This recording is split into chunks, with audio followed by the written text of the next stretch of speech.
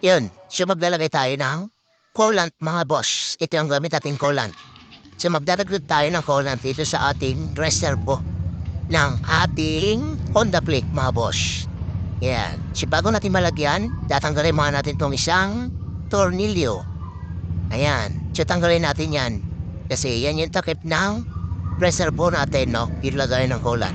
Yan. So ito na yung tornilyo. Yan. Tapos, tutuklapin lang natin to. Yan. So may isang clip dyan na nakakabit. Yan. So basic lang naman paano magtanggal. Isang clip lang yan.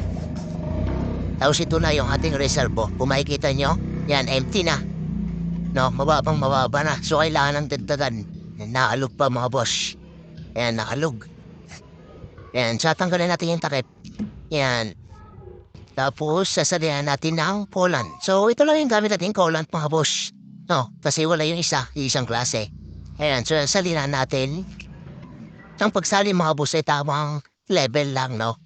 Huwag natin sobrahan, mga boss. Yan, may guhit naman yan, makikita nyo.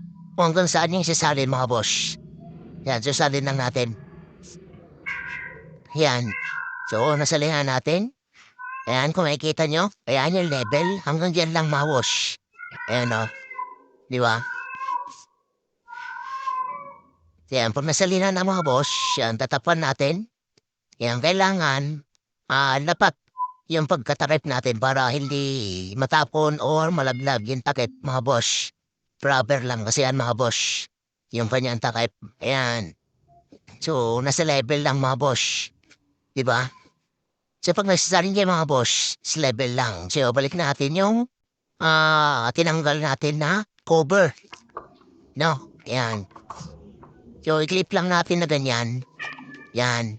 Tapos, balik natin yung kinanggal natin na tornilyo. Hindi makalimutan yan mga boss kasi aalog-alog yan. Kalampag yan. Pag hindi yun nailagay yan mga boss. Yan. Tamang higpit lang yan mga boss. Ang paglalagay ng screw. Yan o. Yan. Yan. So, ganyan lang magsali mga boss ng coolant sa ating Honda Click, no? Honda Click V1, V2, 150, pare-pares lang yan mga boss. So, yun lang.